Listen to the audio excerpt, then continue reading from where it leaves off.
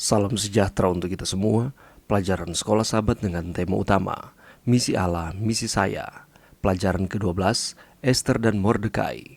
Selasa, 19 Desember. Kesaksian tentang kesetiaan Mordekai. Hidup di tanah asing, cepat atau lambat, Mordekai dan Esther kemungkinan besar akan menghadapi masalah jika mereka tetap setia kepada Allah. Pastinya ini yang menjadi kasusnya Mordekai. Bacalah Esther 3 ayat 1-15. Apakah yang terjadi di sini dan mengapa? Dalam Esther 3, kita belajar bahwa Raja Ahasveros mengaruniakan kehormatan kepada Haman dan memberikan kepadanya sebuah posisi yang tinggi dan penuh dengan kekuasaan. Setiap orang diperintahkan untuk bersujud di hadapan Haman, tetapi kita baca, dan semua pegawai raja yang di pintu gerbang istana raja berlutut dan sujud kepada Haman, sebab demikianlah diperintahkan raja tentang dia. Tetapi Mordekai tidak berlutut dan tidak sujud. Esther 3 ayat 2. Kitab suci tidak memberikan alasan mengapa Mordekai tidak berlutut di hadapan orang ini. Tetapi kita tahu alasannya. Dia adalah seorang Yahudi yang setia. Mordekai tidak mau memberi penghormatan kepada seorang keturunan Agag, orang Amalek, musuh dari bangsanya sejak mereka keluar dari Mesir. Bagaimanakah mungkin seorang Yahudi yang setia berlutut di hadapan seorang Amalek, atau dalam hal ini menyembah seseorang selain daripada Tuhan? Maka para pegawai raja yang di pintu gerbang istana raja berkata kepada Mordekai, "Mengapa engkau melanggar perintah raja?" Walaupun kita tidak tahu secara rinci bagaimana responsnya, ayat selanjutnya mengatakan bahwa setelah mereka menegur dia berhari-hari dengan tidak didengarkannya juga, maka hal itu diberitahukan merekalah kepada Haman untuk melihat apakah sikap Mordekai itu dapat tetap, sebab ia telah menceritakan kepada mereka bahwa ia orang Yahudi. Esther 3 ayat 4. Tentu saja dengan respon seperti itu, Mordekai mendapatkan sebuah kesempatan untuk menjelaskan bahwa dia adalah seorang penyembah Allah yang menciptakan langit dan bumi. Dan dia tidak bisa menyembah manusia yang berdosa siapapun. Tidak diragukan lagi, Mordekai dalam taraf tertentu sanggup untuk bersaksi tentang imannya, yaitu satu iman yang dianutnya dengan sangat kuat sehingga itu membahayakan dirinya sendiri, tetapi sayangnya membahayakan juga orang lain. Dari Daniel dan kawan-kawannya dan Mordekai, sebuah sinar terang bersinar di antara kegelapan moral dari istana kerajaan Babel. Advent Review and Sabbath Herald, 13 Mei 1884.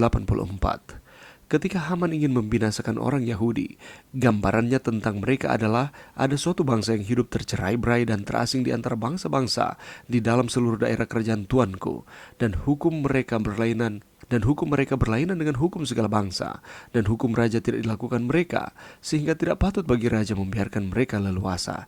Esther 3 ayat 8. Satu bangsa yang kebiasaannya berbeda dan tidak menurut hukum-hukum raja. Sungguh suatu resep yang sempurna untuk mendapatkan penganiayaan. Apa sajakah cara-cara, bahkan untuk saat ini, ketika kita bisa diuji sama seperti Mordekai, bagaimanakah kita menanggapinya? Pelajaran yang bisa kita dapatkan pada saat ini, saudaraku, ketika kita mempelajari pasal pertama dan kedua dari kitab Esther, di sana penulis memperkenalkan Ahasveros, Mordekai, dan Esther.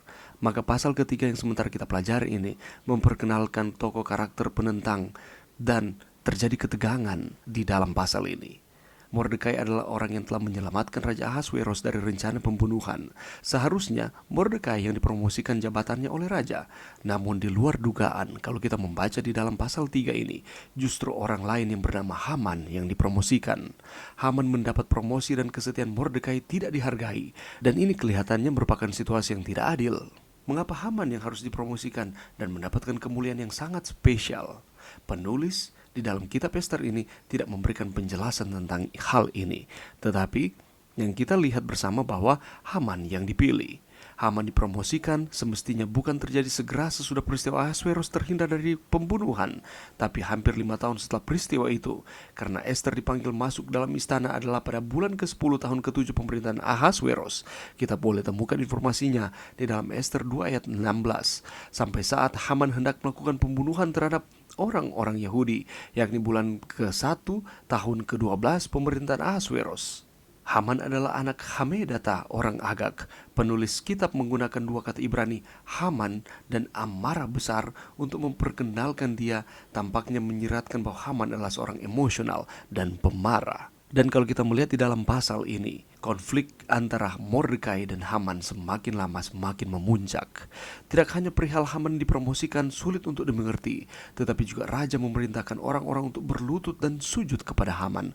Lebih membingungkan adalah hal yang sangat wajar bahwa orang-orang Persia sujud memberi hormat kepada pejabat tinggi.